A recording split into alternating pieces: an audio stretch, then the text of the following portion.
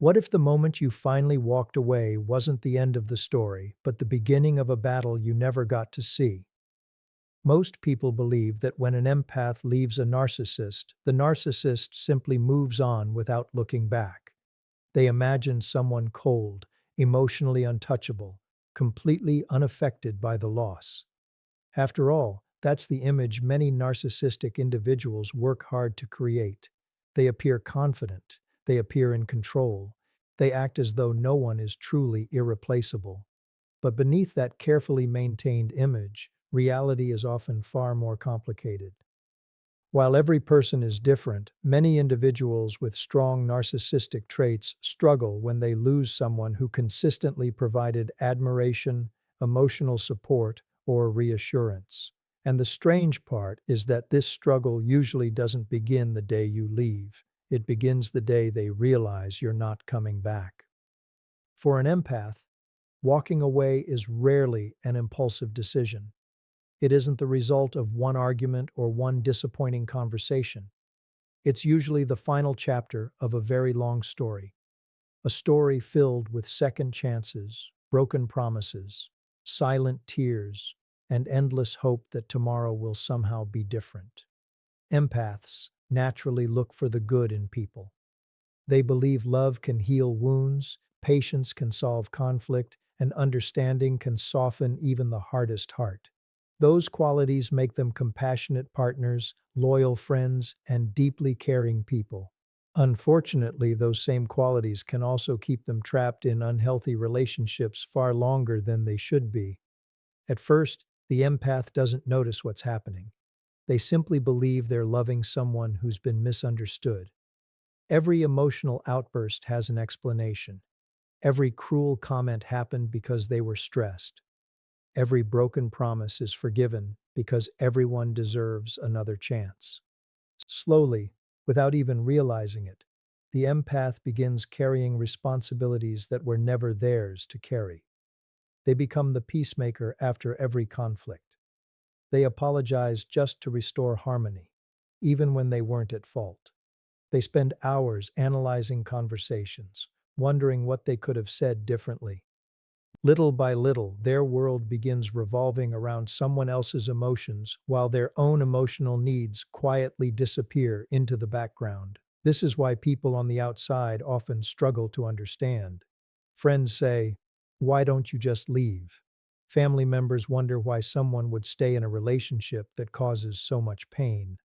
But emotional manipulation rarely looks obvious while you're living through it. It develops gradually. One compromise becomes another. One apology turns into 10. One sacrifice becomes a lifestyle. By the time the empath realizes something is deeply wrong, they've already invested enormous amounts of love, time, and emotional energy into trying to save the relationship.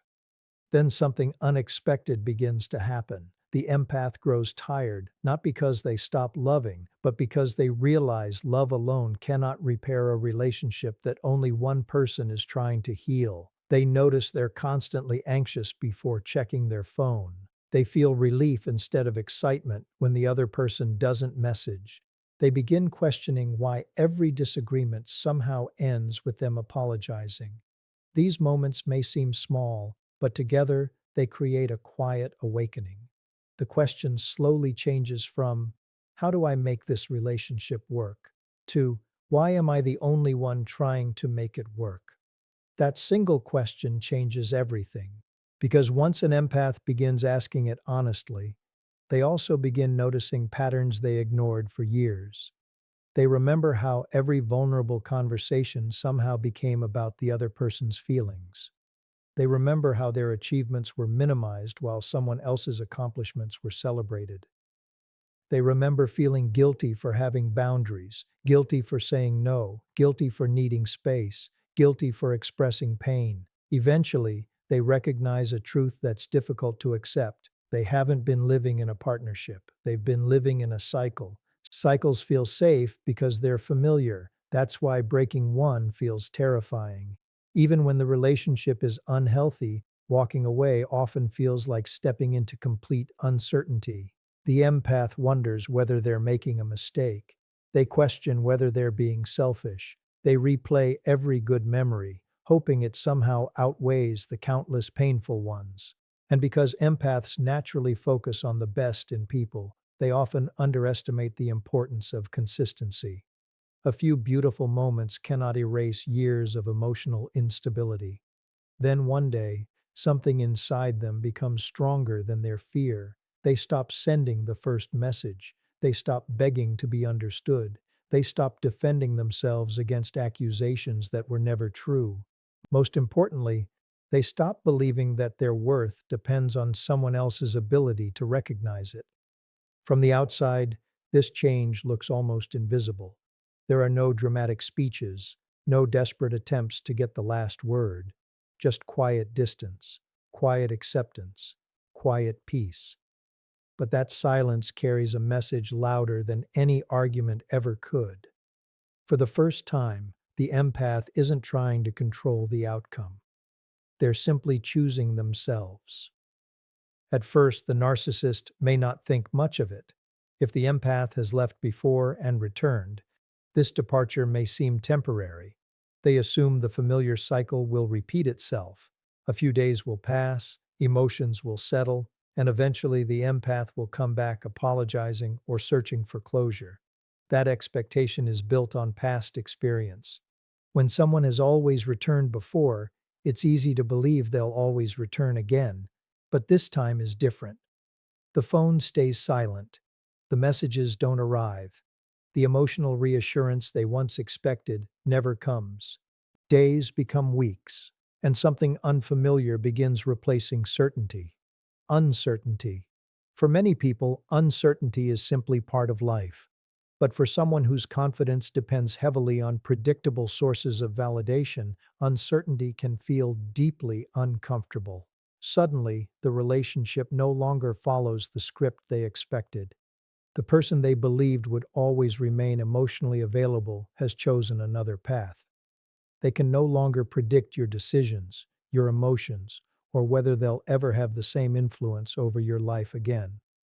And while the empath is slowly rediscovering forgotten parts of themselves, reconnecting with friends, sleeping more peacefully, laughing without forcing it, and remembering what life feels like without constant emotional tension, the narcissist may be facing something they rarely prepared for. Not necessarily heartbreak in the way most people imagine it, but the unsettling realization that control and connection are not the same thing. For years, those two ideas may have felt inseparable. Now, for the first time, they begin to understand the difference. Now, for the first time, they begin to understand the difference. Control can make someone stay, but it cannot make them genuinely love you. Fear can delay someone's departure, but it cannot create lasting connection. And when an empath finally realizes that truth, something remarkable begins to happen. They stop fighting for a version of the relationship that never truly existed. Instead of remembering the promises, they begin remembering the patterns. Instead of focusing on the occasional moments of kindness, they begin seeing the repeated cycle that always followed. The more clearly they see that cycle, the harder it becomes to return to it. This is often the stage where many people with strong narcissistic traits begin reacting in ways that seem confusing to everyone around them.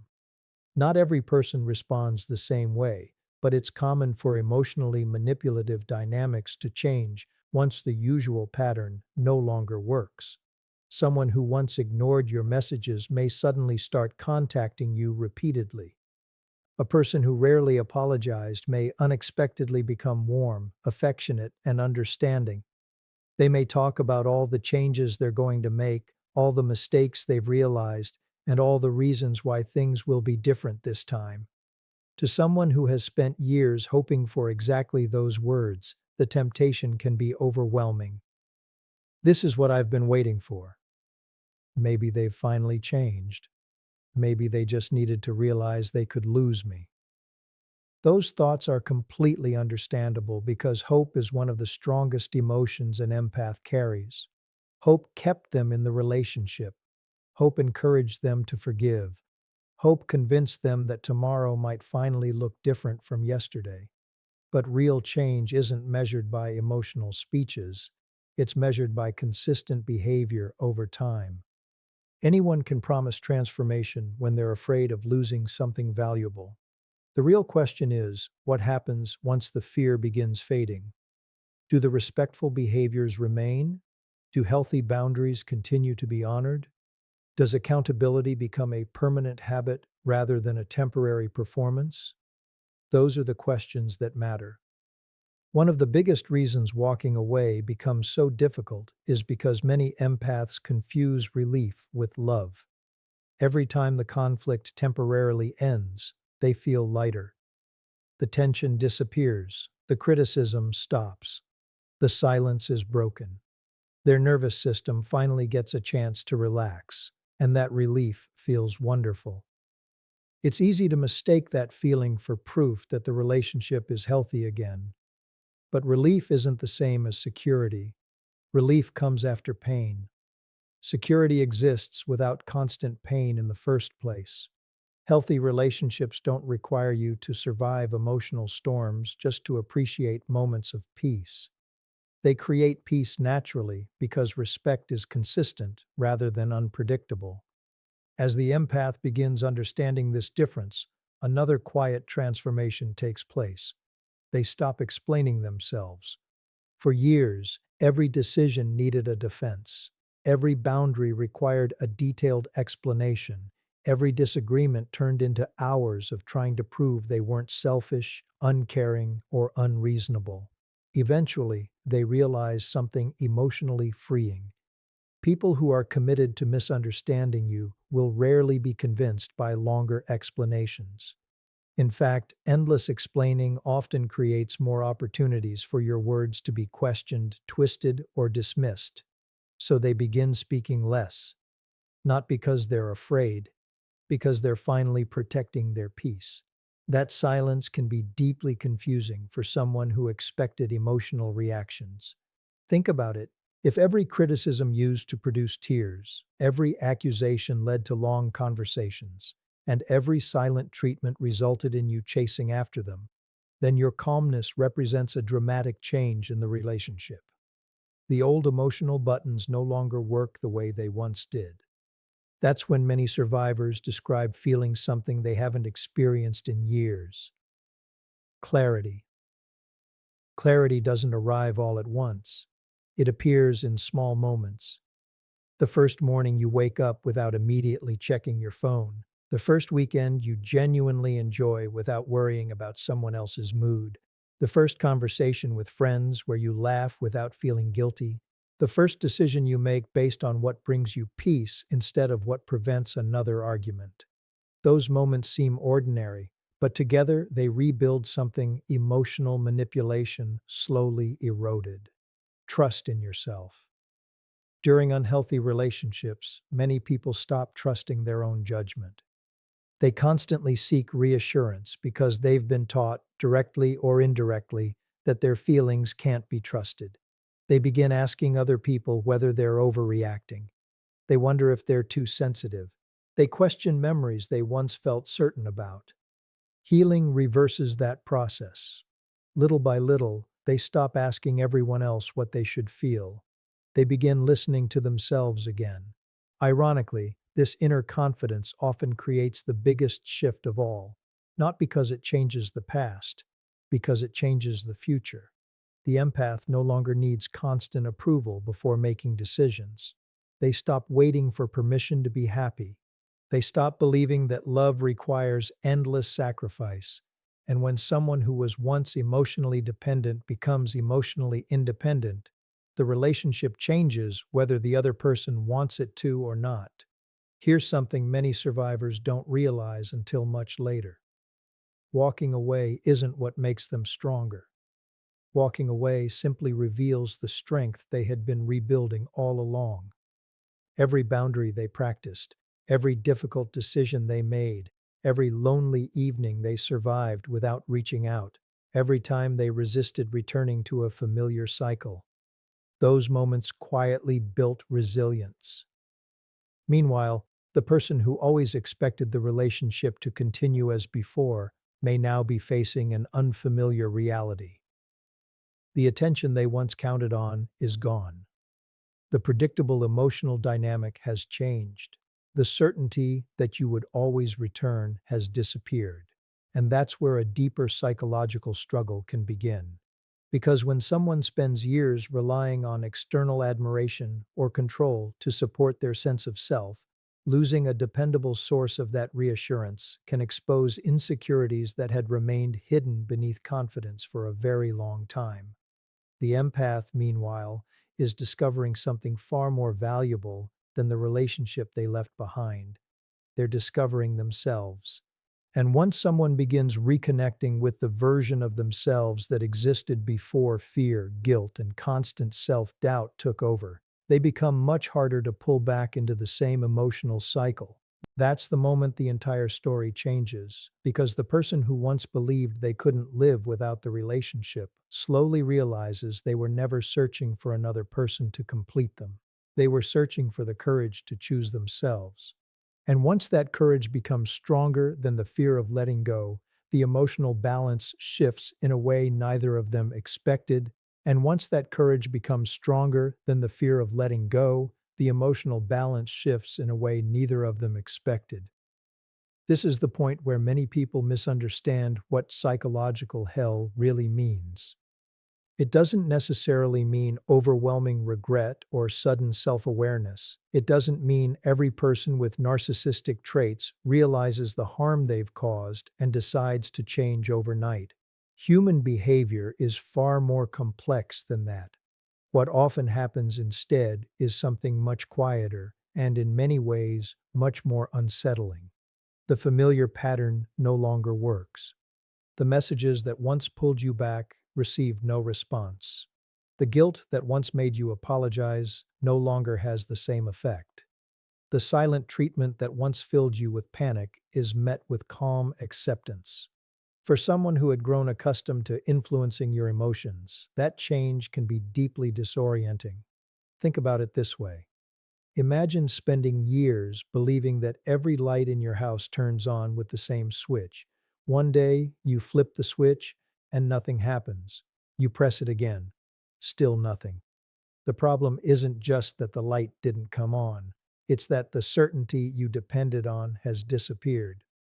That's what emotional independence often does. It changes the entire system. The empath is no longer responding from fear, they're responding from self-respect. And self-respect is difficult to manipulate because it doesn't rely on another person's approval to survive. This is why healing is so powerful. It isn't loud. It doesn't need dramatic speeches. It doesn't need revenge. It simply changes your relationship with yourself. The person who once stayed awake wondering whether they were enough now sleeps peacefully because they understand their worth isn't decided by one relationship. The person who once blamed themselves for every disagreement now asks a healthier question. Was I treated with respect? That single question becomes a compass. Instead of chasing love at any cost, they begin choosing relationships built on honesty, accountability, and mutual care. At first, this new way of thinking feels unfamiliar. They may still have difficult days. Certain memories still hurt. A familiar song may bring back emotions. An unexpected message may briefly shake their confidence. Healing is rarely a straight line. Some days feel incredibly strong. Others feel painfully uncertain. But there's one important difference. Even on the difficult days, they keep moving forward. They no longer mistake temporary loneliness for a reason to return to permanent emotional instability. That's growth. Real growth isn't reaching a place where nothing hurts anymore. It's reaching a place where pain no longer controls your decisions. As time passes, another unexpected change begins to appear. The empath starts trusting people again. Not everyone immediately, not blindly, but wisely. They begin noticing the difference between attention and affection, between charm and character, between promises and consistency. They stop asking, "How strongly does this person say they love me?" and begin asking, "How consistently do their actions make me feel safe?" That shift protects them from repeating the same cycle. Because emotionally healthy relationships don't require you to constantly prove your value. They don't punish you for having boundaries. They don't make you feel guilty for needing rest. They don't leave you questioning your own reality after every disagreement. Instead, they create something many survivors haven't felt in years: peace. Real peace isn't exciting in the way emotional chaos is. There are no dramatic highs followed by crushing lows. There are no endless tests of loyalty, no constant fear of saying the wrong thing. Just two people who respect each other's humanity. For someone recovering from emotional manipulation, that kind of relationship may almost feel strange at first. But eventually, they realize something beautiful. Peace isn't boring. Peace is freedom. And perhaps that's the greatest transformation of all. The empath once believed they had lost everything by walking away. In reality, they had only lost the relationship that was keeping them disconnected from themselves.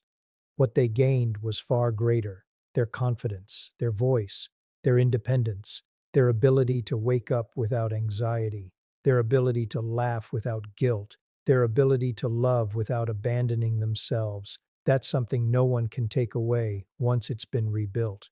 If there's one lesson this entire journey teaches, it's this: you cannot build a healthy future by endlessly sacrificing your present. Love should never require you to disappear so someone else can feel complete. The strongest relationships are not built on control, fear, or emotional dependency.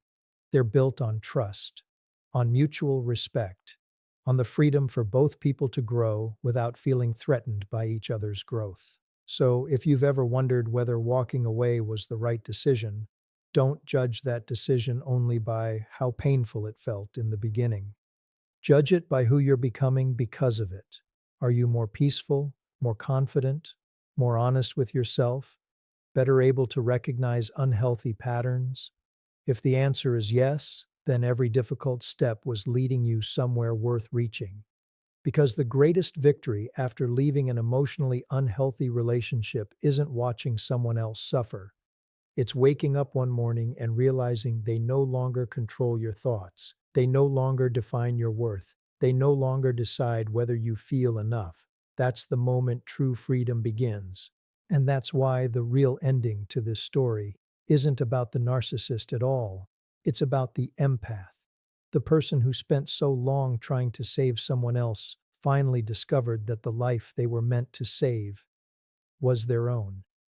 And the day they truly understand that, they don't just walk away from a relationship.